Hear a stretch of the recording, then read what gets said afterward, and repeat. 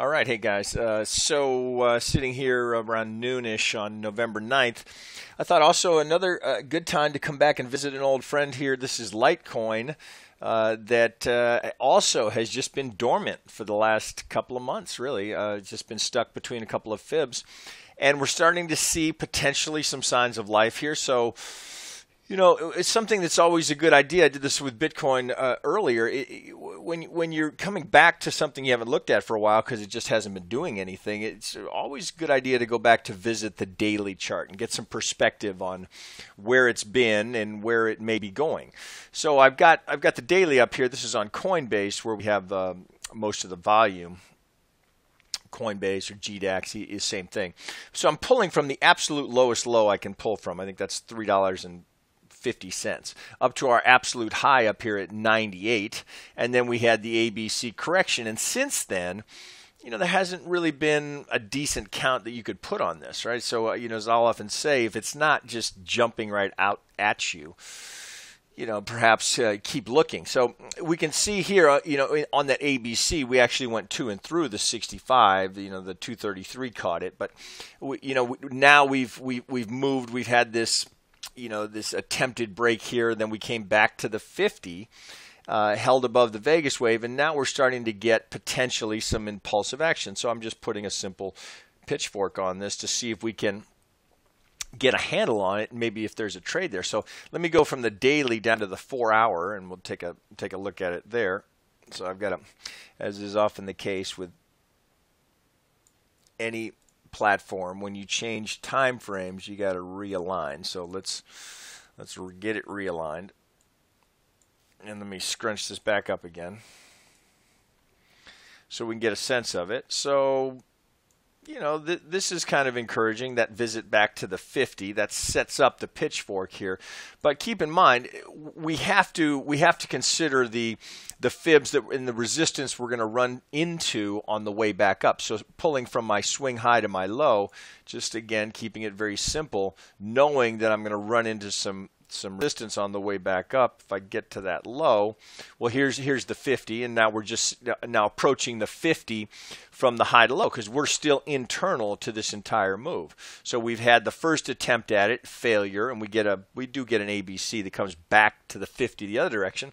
So much like Ethereum, we've just been caught between this 50 and this 50, just been going nowhere. And we don't know that changes, although we're starting to get some clues that we've got some impulsive behavior here, which would suggest that potentially we're starting something. So is this a one wave, or it's going to be the one of a three? It's hard to say, but we can see just looking at the structure, we've got some targets up here. Here's our 618, 65 window right at the median line.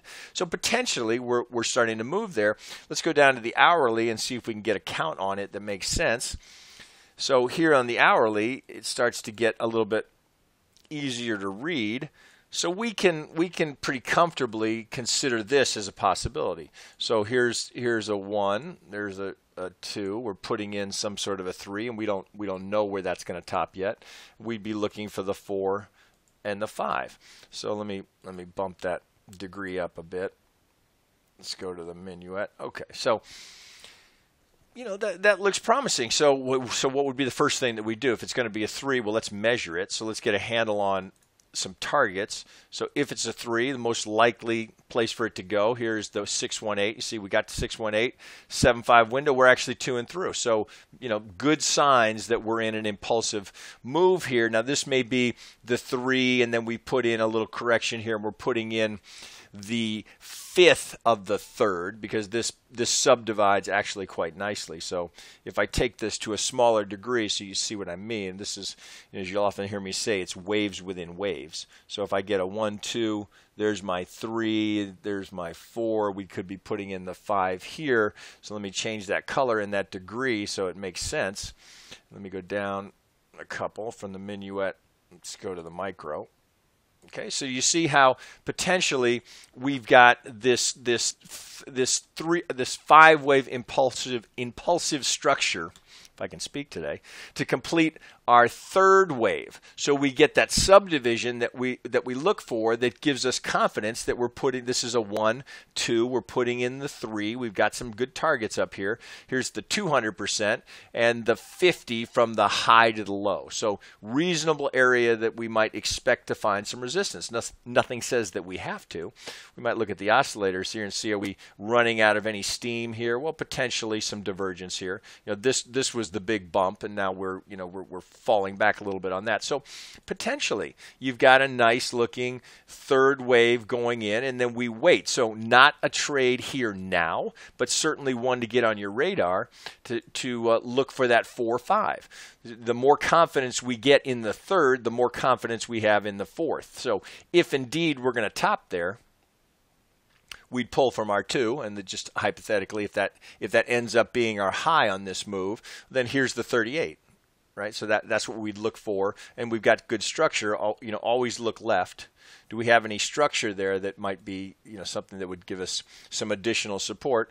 Well, so that looks pretty nice. Whoops, that looks pretty good there. So here's my 38. Here's some previous resistance off potentially offering some support. So if indeed we're going to get up to this 65, 66 range, we'd be looking for that ABC subdivision to look, to give us this kind of a thing. If I put the wave on it, so you get the idea. And we'll go to let's go down to a micro. So we get a little ABC in that, and then we get some real confidence to be buyers here with a good upside target. We wouldn't want to give it too much beyond the 50. Here's some more structure to look at here.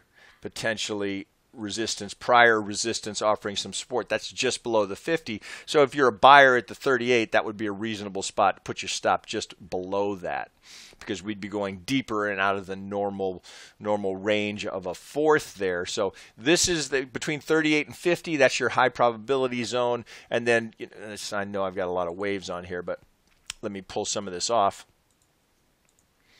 And we'll just declutter a little bit here and get that wave off as well.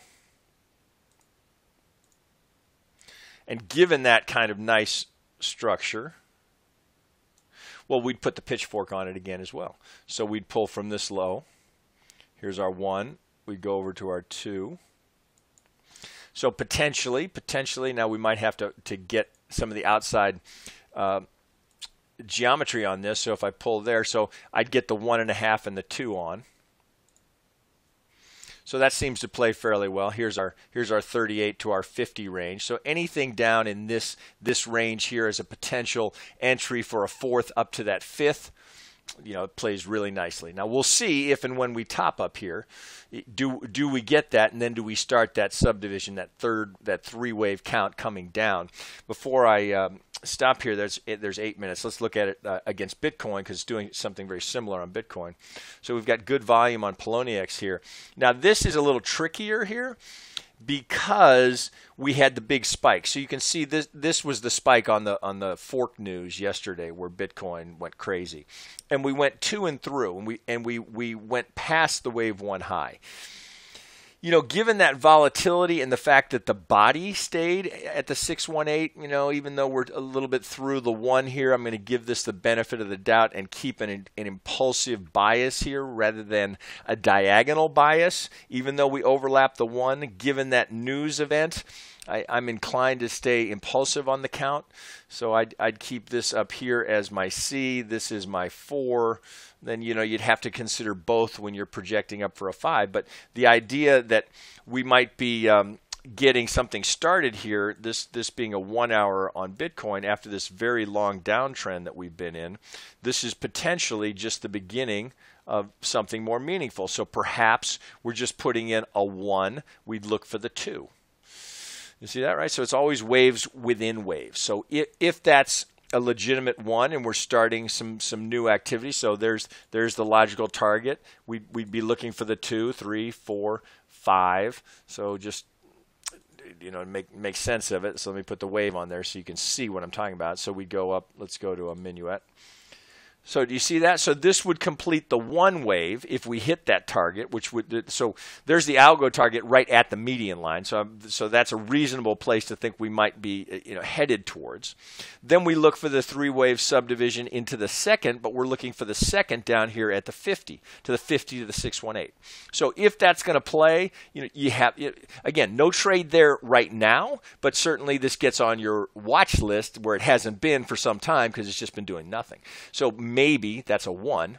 We wait for the 3-wave into the 2 to down around the 50 to the 618, and then we can be confident that we're buying with price, pattern, structure, all of it coming together, looking for that third wave. So there'd be the third of the third, just what we'd be looking for. And of course, we'd be targeting a return to the median line. All right. So some old friends that haven't been doing much lately, finally showing signs of life. All right, guys, I'll wrap it there.